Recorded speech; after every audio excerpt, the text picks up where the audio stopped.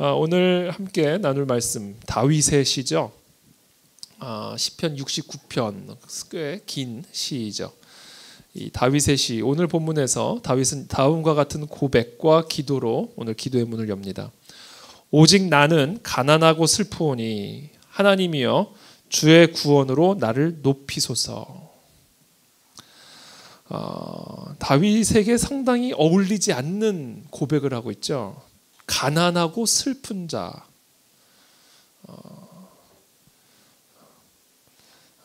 지금 자신의 상태를 가난하고 슬픈 상태라고 표현을 하고 있습니다. 예를 들어서 빌 게이츠가 나와서 나는 가난하고 슬픈 자라고 얘기를 하면 여러분 그게 마음에 와닿겠어요? 배부른 소리 한다고 아마 얘기할 겁니다. 배부른 소리. 뭐가 부족해서 가난하고 슬픈 건 가난한 자에 대한 모독이라고 아마 오히려 공격을 할 겁니다. 그런 이야기예요. 사실 다윗. 이스라엘 최고의 권력을 가진 권력자, 최고로 부유한 자. 그 입술에서 지금 가난하고 슬프오니라는 어울리지 않는 고백이 나오고 있습니다. 사람들이요, 권력을 갖고 있거나 부유한 자가 힘든 얘기를 하면 배가 불러서 한다고 생각을 합니다. 그래서 동정을 안 해주죠. 동정을 안 해줍니다. 오늘 이 고백을 통해서 우리가 한 가지 확인할 수 있는 것은 그렇게 권력을 갖고 있고 부유해도 가난하고 슬플 수 있다는 얘기예요. 이게 사람입니다.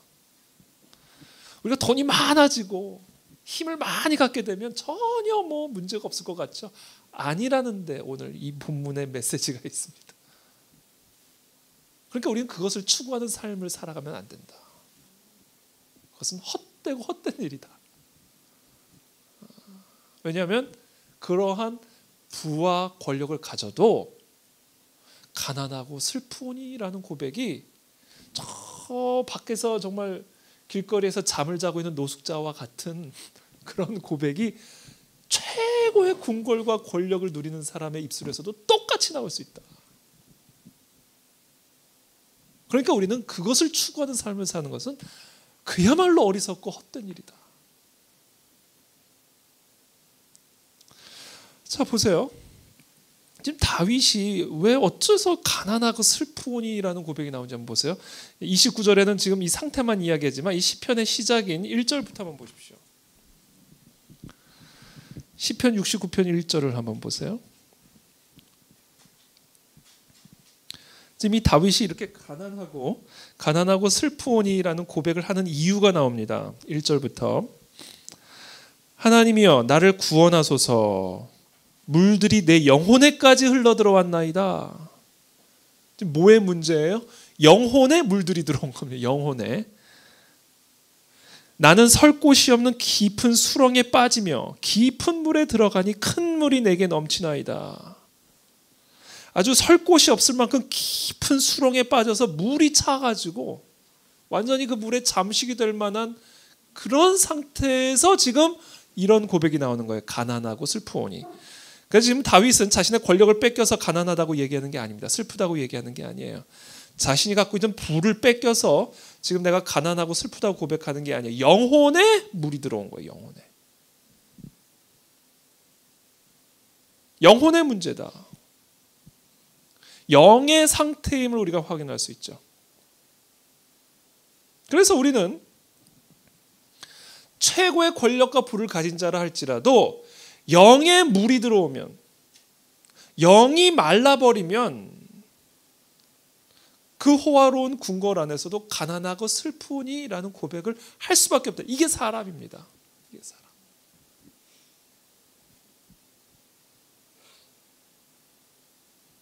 반대로 아무런 힘을 가지고 있지 않고 아무런 부와 권력을 갖고 있지 않을지라도 영혼이 배가 부르고 영원히 행복하면 그 사람은 나는 부유하고 행복하오니라는 고백이 흘러나올 수 있다는 거예요.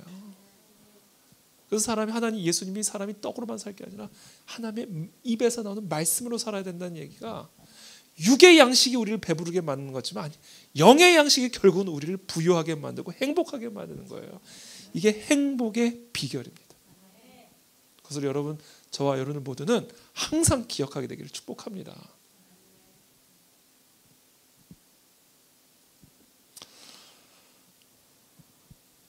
다윗은 지금 아주 심각한 수렁에 빠져 있어요. 영혼의 수렁에 빠져 있습니다. 그리고 그 수렁에서 자신을 구원해 줄 수 있는 하나님의 은혜와 능력을 기도하고 있는 겁니다. 그게 오늘 29절의 말씀이에요. 나는 가난하고 슬프오니 하나님이여 주의 구원으로 나를 높이소서. 우리는 이 수렁을, 이 영적 수렁을 우리가 흔히 일컬어 고사성어로 뭐라고 말할까요? 이거 마치는 분에게 영적 수렁에서 건져낼 수 있는 특별한 티켓을 하나 드리도록. 이 영적 수렁을 우리가 사자성어로 뭐라고 부를까요? 사자성어? 영적 침체라고 부릅니다. 저는요, 제가 수준이 별로 안 높아서 이렇게 어려운 질문 안 내요. 그러니까 편하게 답하시면 돼요. 이제 일컬어 영적 침체, 이렇게 사자성어죠. 지금 다윗은 아주 심각한 영적 침체에 빠져 있는 거예요. 그래서 나는 지금 가난하고 슬프오니라는 고백으로 하나님께 도움을 구하고 있는 그런 상황이죠. 혹시 우리 가운데 나는 지금 영적 침체, 나는 그런 거 지금 모릅니다. 나는 너무 지금 은혜를 받고 있고 너무 기쁘고 정말 나의 삶에는 참 많은 문제가 있고 역경이 있지만 나의 영혼은 하나님이 주시는 그 은혜 때문에 너무 부유하고 기쁩니다라고 고백하는 분이 계실지 모르겠어요. 하나님께 감사드리게 되기를 축복합니다. 정말 그 하나님께 감사드려야 돼요. 그건 어마어마한 은혜입니다, 여러분. 여러분 이걸 수렁에 들어가 보신 분들은 알아요. 이게 얼마나 큰 은혜인지.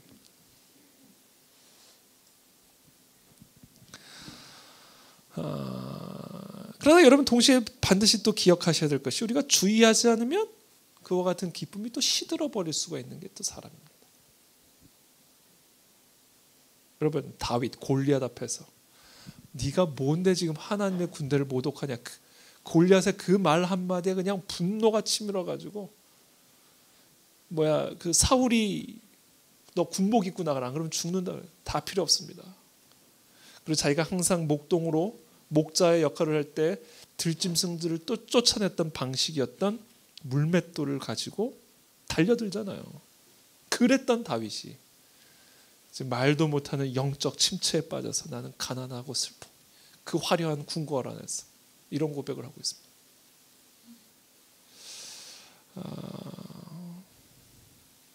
그렇다면 다윗은 지금 어떤 이유로 지금 이런 수렁, 영적 침체에 빠지게 된 것일까?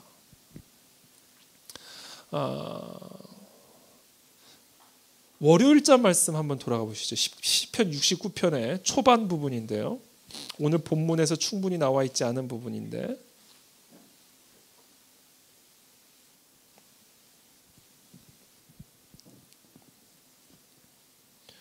시편 69편 4절 이 깊은 수렁, 영적 침체에 빠지게 된 이유를 다윗이 자신의 기도에서 이렇게 고백을 합니다.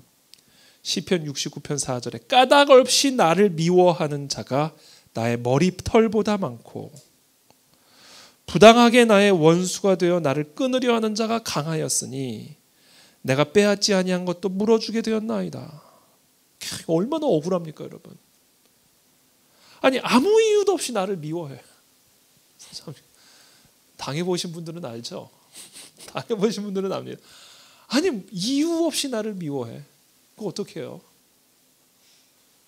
근데 그런 자들이 한두 명이 아니에요. 머리털보다 많다는 거예요. 머리털보다 많다는 거예요.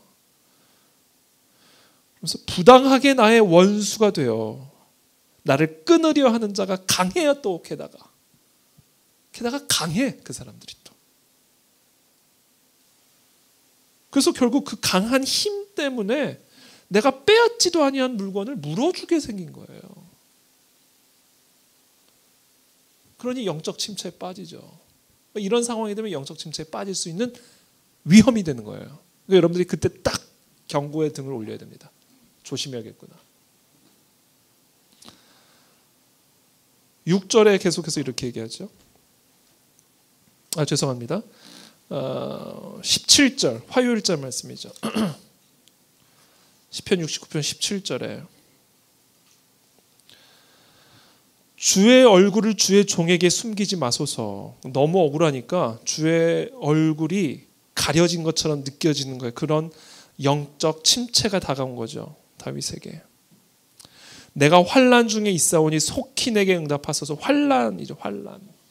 그러니까 지금 다윗에게 당한 이런 상황들이 결국은 환난이에요. 아무 까닭 없이 나를 미워한 자가 머리털보다 수가 많고 까닭 없이 나를 미워한 자가 게다가 강력한 힘을 가지고 있어서 내가 해하지도 않은 부분에 대해서 내가 물어줘야 되는 그런 억울한 상황이 지금 다윗이 처한 환난입니다. 그러면서 18절 계속해서 이렇게 얘기해요. 내 영혼에게 가까이 하사 구원하시며 내 원수로 말미암아 나를 속량하소서. 19절 주께서 나의 비방과 수치와 능욕을 아시나이다. 이러한 자들이 나를 향한 비방을 주님 다 듣고 계시고 수치를 다 듣고 계시고 능욕을 다 아십니다. 20절에 비방이 나의 마음을 상하게 하여 근심이 충만하니 불쌍히 여길 자를 바라나 없고 긍휼히 여길 자를 바라나 찾지 못하였나이다. 그러니까 내가 힘든 것도 힘든 거지만 나를 좀 불쌍히 여겨줄 수 있는 사람이 있으면 위로라도 받지. 그런 자조차 없는 거예요. 그러니 호화로운 궁궐 안에 있으면 뭐 하냐고요. 하나님이 보이지가 않는데. 그게 지금 다윗이 처한 영적 침체 이후예요. 그래서 우리는 이런 다윗의 현실적 수렁이죠. 머리털같이 많은 사람들이 까닭 없이 미워하고 강력한 사람들이 핍박하는 능욕하고 비방하는 그러나 도움을 구하거나 위로를 받을 사람이 주변에 하나도 없는 이런 현실적 수렁에서 심각한 영적 수렁에 빠질 수가 있는 겁니다. 이런 현실적 수렁 자체가 영적 수렁으로 가는 건 아니에요. 그러나 빠질 수가 있어요. 그와 같은 영적 침체로. 그래서 혹시라도 우리 가운데 지금 이런 현실적 수렁을 통과하고 있는 분들, 혹시 이런 현실적 수렁에 빠져 계신 분들이 계신다면 그것이 절대로 영적 침체로 이어져 가지 않도록 끊어내시게 되기를 축복합니다. 반드시 현실적 수렁이 영적 수렁으로 나면 그때야말로 정말 수렁에 빠지는 거예요. 그러나 아무리 현실적 수렁에 빠졌을지라도 영적 수렁에 빠지지 아니하고 거기서 하나님을 의지하고 하나님만 바라보며 나아간다면 그 현실적 수렁은 절대로 수렁이 아닌 축복의 장소요, 기적의 장소요, 다시 태어나는 어머니의 자궁과 같은 그와 같은 골방이 될 줄로 믿습니다. 수렁이 되느냐 아니면 수렁이 골방이 되느냐, 거기에 우리의 운명이 달려있는 겁니다. 저는 이 시간 저와 여러분들이 처한 수렁이 저와 여러분들의 골방이 되기를 축복합니다. 다시 태어나는 이 시간, 거기서 생명이 잉태되고 성장하는 시간, 그와 같은 골방이 되기를 다시 한번 예수님 이름으로 축복합니다. 자, 다윗은 거기서 영적 침체로 빠진 거예요. 어떤 수렁에 빠졌는지를 한번 이야기해 보겠습니다. 첫 번째, 첫 번째라기보다도 지금 다윗이 빠진 이 영적 수렁은 어떤 수렁이었냐면 불신앙의 수렁이었습니다. 안 보여요, 하나님이. 여러분, 다윗 같은 사람도 이 불신앙의 수렁에 빠질 수 있다는 사실을 위로를 받게 되기를 축복합니다. 다윗도 빠졌어요.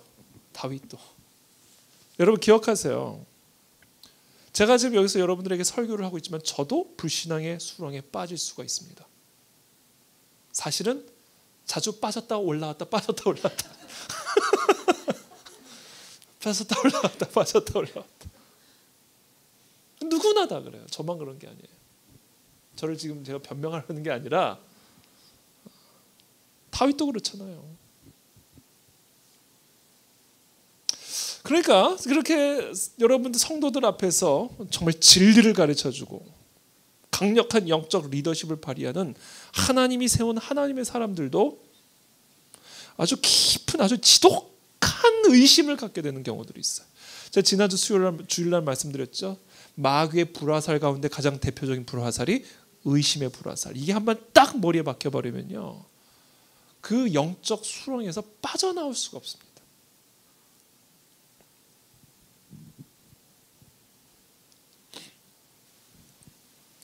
그래서 이 불신앙, 이 의심이 한번 딱 내 안에 불화살이 딱 박혀버리게 되면 존재 토대를 허물어 버리고요, 모든 신앙의 토대를 허물어 버리기 때문에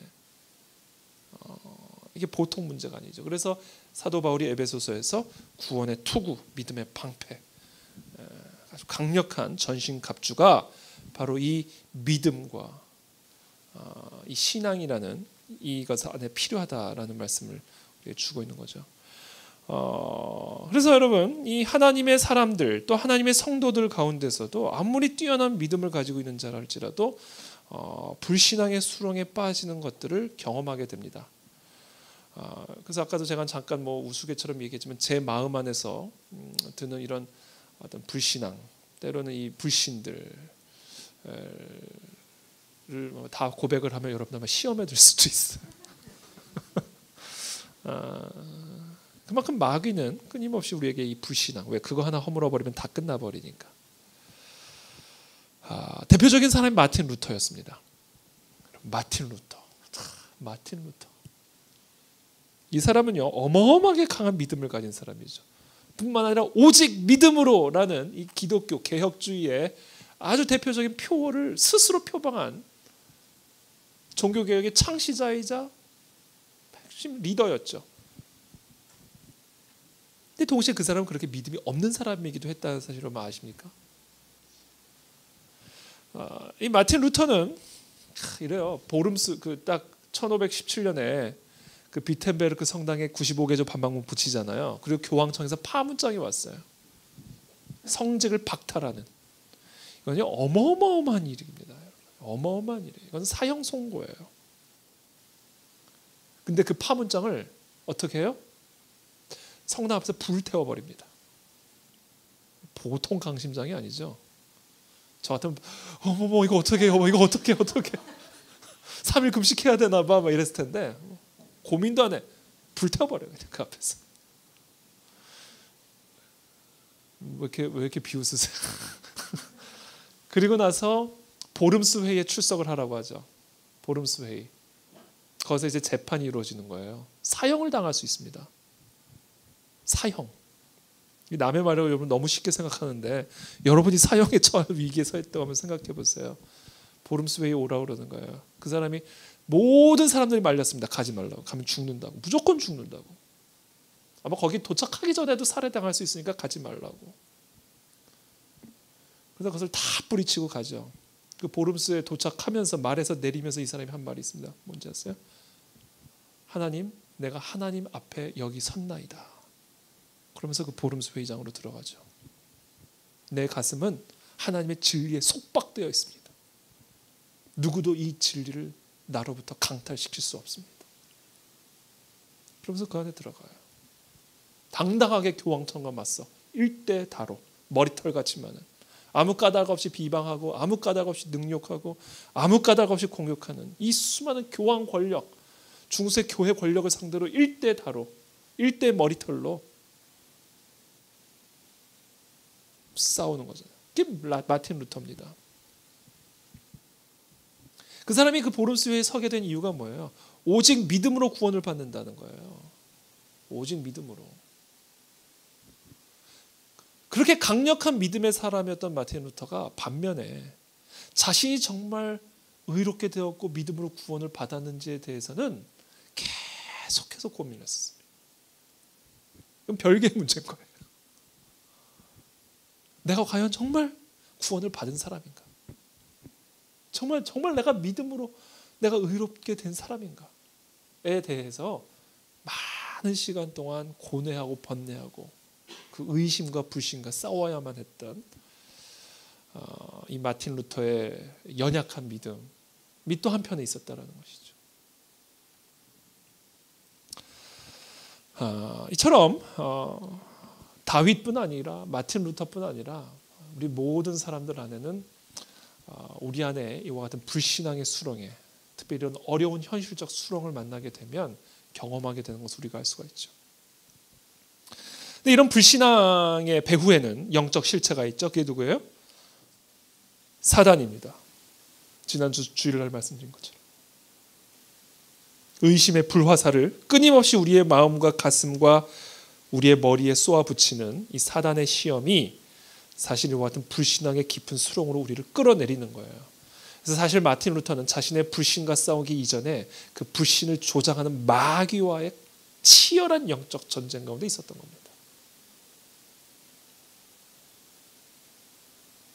그래서 우리는 마틴 루터에게 박수를 보낼 수밖에 없는 이유, 그리고 이 땅의 수많은 성도들에게 박수를 보낼 수밖에 없는 이유, 인간의 연약한 지적 한계와 심적 한계를 악용해서 끊임없이 불신앙의 화살을 집어던지는 이 마귀와 끝까지 결투하고 싸워내는 이 귀한 성도들에게 우리는 박수를 보낼 수밖에 없는 거예요. 새벽에도 나오고 수요일에도 나오고 주일에도 나오고 때로는 금식하며 이 마귀가 끊임없이 우리의 연약함을 악용하여 불신앙의 불화살을 집어던지는 이 마귀와의 끊임없는 영적 전투를 벌이는 저와 여러분들 예수 그리스도를 응원하고 축복합니다. 절대로 넘어지지 마십시오.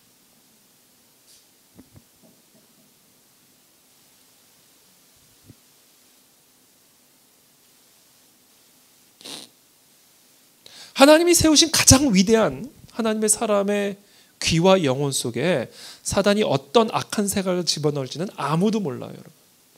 베드로 보세요. 베드로. 한 입으로는 신앙을 고백하고 한 입으로는 하나님 예수님의 그 길을 막잖아요. 사단의 도구가 되잖아요. 그러니까 여러분, 어떤 위대한 하나님의 사람 머리나 심령 안에 마귀가 어떤 생각을 집어넣는지는 아무도 몰라요.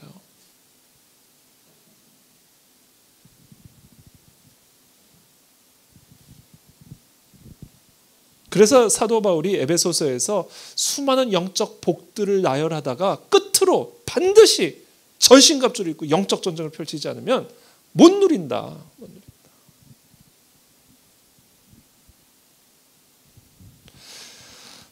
그래서 여러분, 우리의 신앙은요, 이와 같은 마귀와의 싸움과 갈등을 통과해서 누리는 열매들입니다. 여러분, 이걸 꼭 기억하셔야 돼요.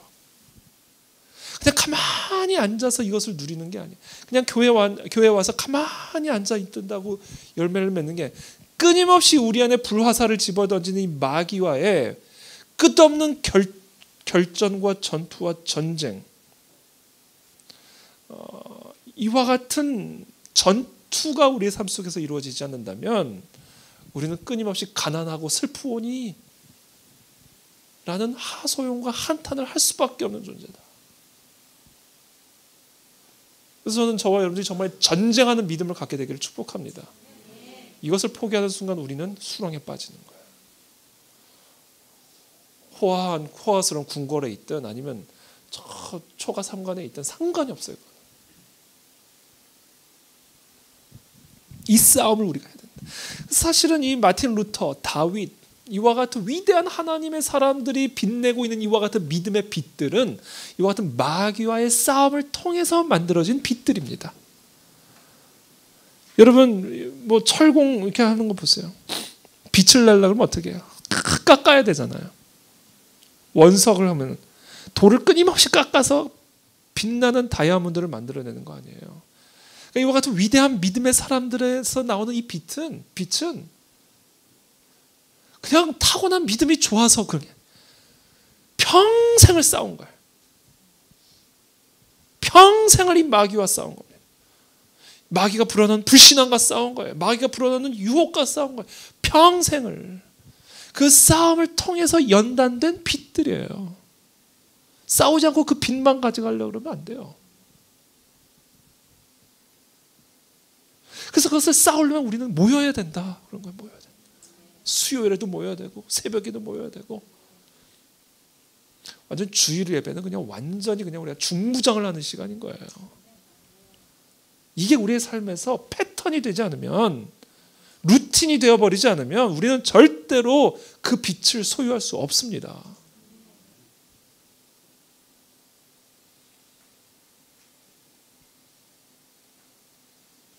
찰스 펄슨 목사님이 이렇게 얘기했어요. 루터가 만일 사단의 시험을 너무나 자주 받고 까불림을 당하지 않았더라면 결코 그는 갈라디아서 주석을 쓸 수 없었을 것이다. 마틴 루터의 그 주옥 같은 갈라디아서 주석은 조금 어폐가 있지만 마귀의 도움이 없이는 안 됐을 거라. 마귀의 도움이 없이는. 결국 예수님을 공생애로, 그 강력한 공생애로 밀어낸 게 뭐예요? 40일간의 마귀의 시험이죠.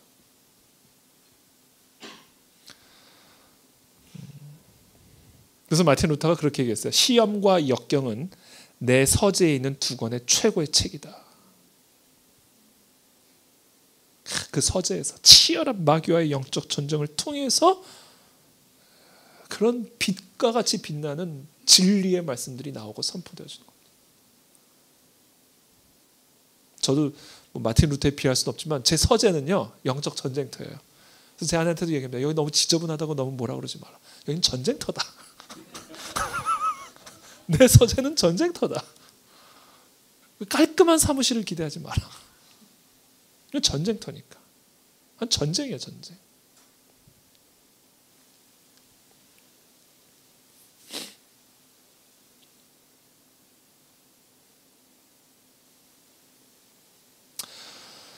스코틀랜드의 종교개혁가 존 넉스도 마찬가지입니다.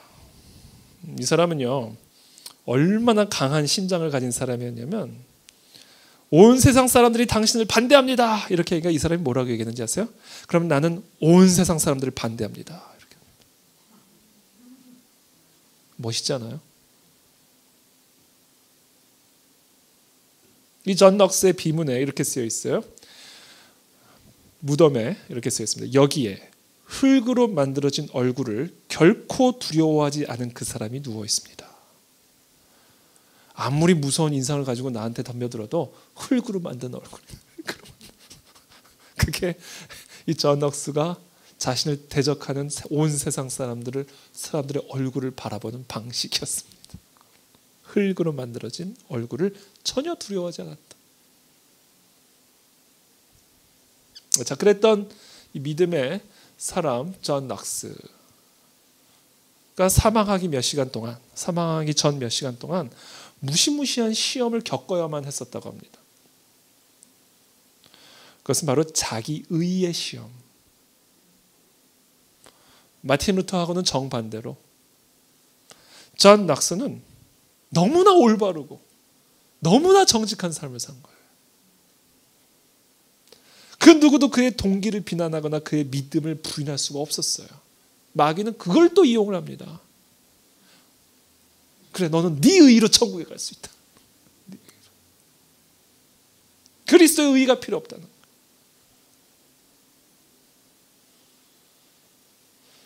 거예요. 그래서 존 넉스가 사망하기 몇 시간 동안 아주 치열한 영적 싸움을 경험해야만 했었다라고 이야기를 합니다.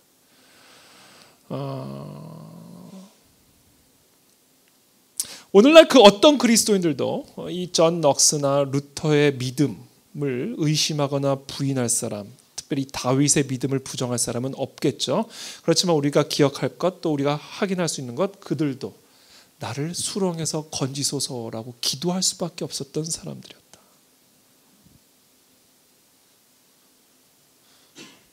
그렇다면 오늘 이 다윗의 기도는 당연히 우리의 기도가 되어야 되지 않겠는가.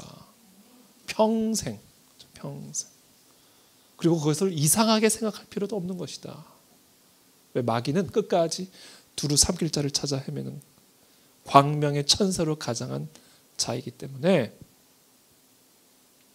예수 그리스도가 이 땅에 오셔서 완전히 이 세상의 모든 악한 마귀 잔당들을 진멸하시는 그 최후의 승리의 그날까지 우리는 이 땅에서 이미 승리한 전쟁이지만 그 전쟁을 감당해야만 하는 것이다. 그래서 저는 오늘 이 다윗의 이 고백을 처음에 딱 한번 읽었을 때는 참 처량하게 느껴졌는데 읽으면 읽을수록 이것은 강력한 전쟁의 선포구나. 이건 강력한 결단의 선포구나. 라는 것을 제가 묵상을 하게 되었습니다.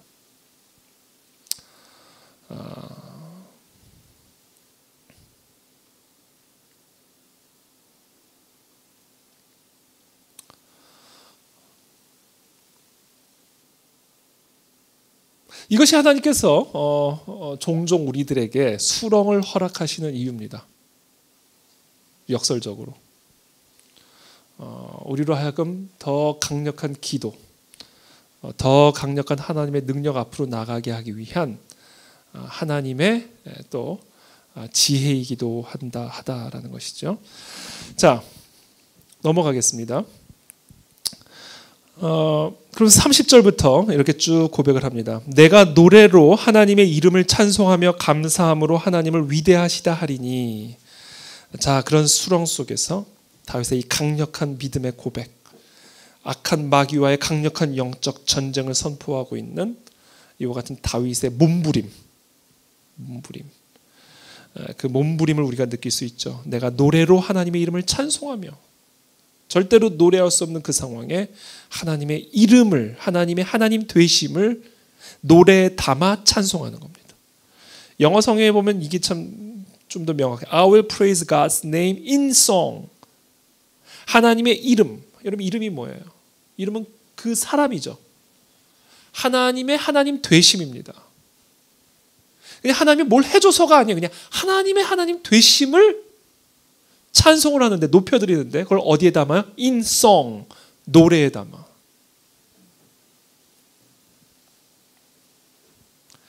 그 노래라는 그릇에 그냥 하나님의 하나님 되심을 높이는 음식을 담아 그 위에 뿌리는 양념이 있어요. 핵심적인 양념. 감사함으로, with thanksgiving입니다. 제가 이것을 저녁을 먹기 전에 준비해서 자꾸 이런 덮밥 이미지가 자꾸 떠올라오는데, 노래라는 그릇 안에 하나님의 하나님 되심이라는 핵심적인 찬송을 집어넣고 그 위에 thanksgiving이라는 양념을 통해 하나님께 제사를 올려드리는 거예요. 그 제사를 하나님은 뭐라고 그러세요? 31절에 이것이 소 곧 뿔과 굽이 있는 황소를 드림보다 여호와를 더욱 기쁘시게 함이 될 것이라. 소, 뿔 이런 거 하나님이 소뿔 갖다가 어디다 쓰시겠어요?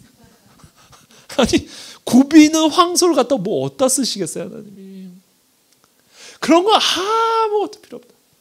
하나님이 진짜 기뻐하시는 제사는 바로 이거예요.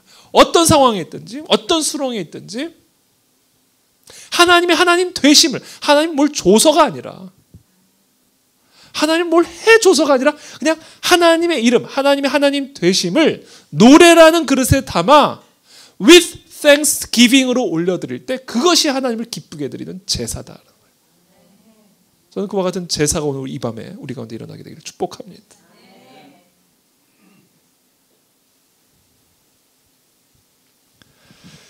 근데 이것이 하나님을 기쁘시게 하는데요, 단지 하나님만 기쁘게 해드리는 게 아니에요. 32절에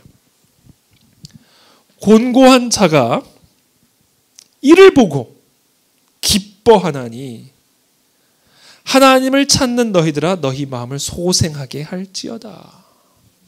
자, 이와 같은 믿음의 제사가 하나님만을 기쁘게 해드리는 게 아니라 그 사람과 같은 곤고한 상태에 빠진 자들이 그렇게 제사를 드리고 있는 모습을 보면서 같이 기뻐한다는 거예요. 왜? 방법을 찾아낸 거예요, 이 사람도.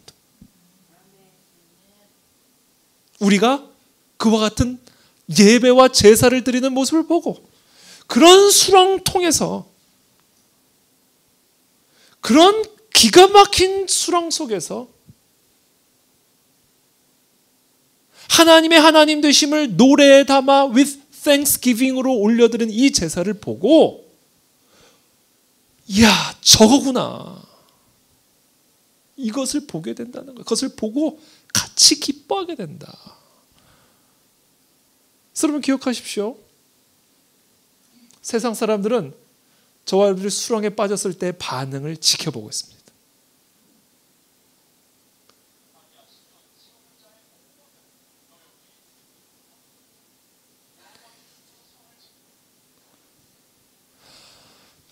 전도사님 벌 쓰셔야겠네. 이 중요한 순간에 이해되시죠? 전도의 문이 열리는 겁니다. 여러분 세상 사람들은도 방법을 찾고 있어요. 오죽하겠습니까? 하나님을 모르는데 그 삶이 오죽하겠어요. 거침은 없어 보이지만 그 마음으로 들어가면 오죽하겠어요. 하나님을 모르는데 여러분 상상을 해보세요.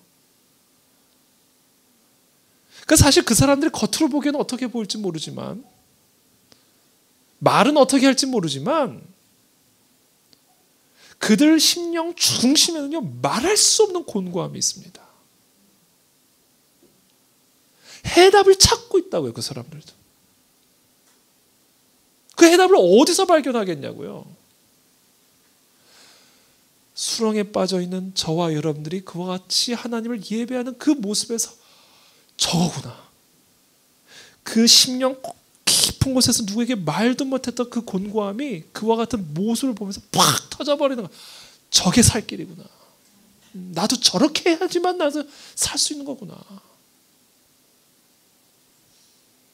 100마디 말이 필요 없는 거예요. 100마디 말이.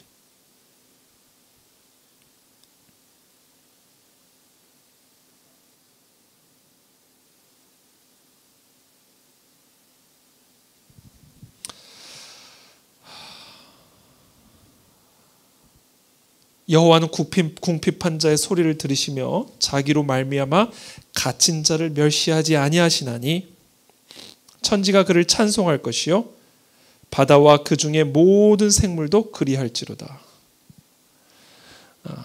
그러면서 이렇게 얘기하죠. 하나님이 시온을 구원하시고 유다 성읍들을 건설하시리니 무리가 거기에 살며 소유를 삼으리로다. 그의 종들의 후손이 또한 이를 상속하고 그의 이름을 사랑하는 자가 그 중에 살리로다. 시온을 구원하시는 것으로 그치지 않고 유다 성읍을 건설하는 것으로 넘어가고 유다 성읍을 건설하는 것으로 그치지 않고 그의 종들의 후손이 그를 상속하는 것으로 넘어가죠. 전염성입니다. 전염성. 우리의 예배가 전염이 됩니다.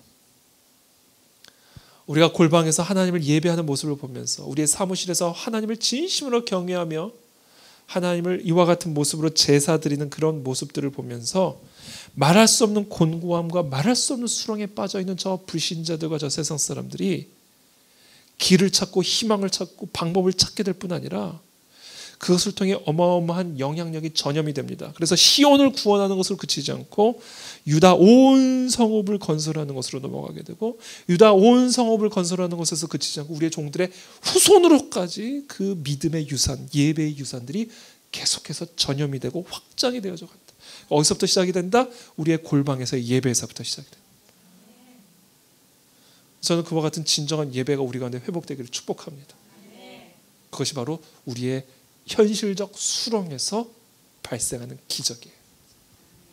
기적. 그것이 우리 개인적인 수렁이 될 수도 있고 또 국가적인 수렁이 될 수도 있습니다. 특별히 지금 현재 우리가 처한 대한민국이 처한 이런 국가적 수렁. 이 속에서 정말 이 세상은 대안을 찾고 있습니다. 대안을 찾고 있어요. 정치가를 봐도 그 대안을 찾을 수 없죠. 교육 현실을 봐도 대안을 찾을 수가 없습니다. 그 어디를 둘러봐도 대안을 찾을 수가 없는 것이 지금 대한민국이 처한 수렁이에요. 이 상황 속에서 하나님의 하나님 되심을 우리의 노래에 담아 하나님께 감사함으로 제사를 올려드리는 그와 같은 한 사람 한 사람의 예배의 회복을 통해 유다의 성읍들이 건설이 되고 이것이 우리의 후손으로까지 넘어가 하나님의 나라가 이 땅 가운데 회복이 되고 그리스도가 다시 오시는 그 길을 예비하는 그와 같은 하나님의 귀한 축복의 통로가 될 줄을 믿습니다. 그것이 우리들이 되고 우리 교회가 되기를 예수 그리스도의 이름으로 축복합니다.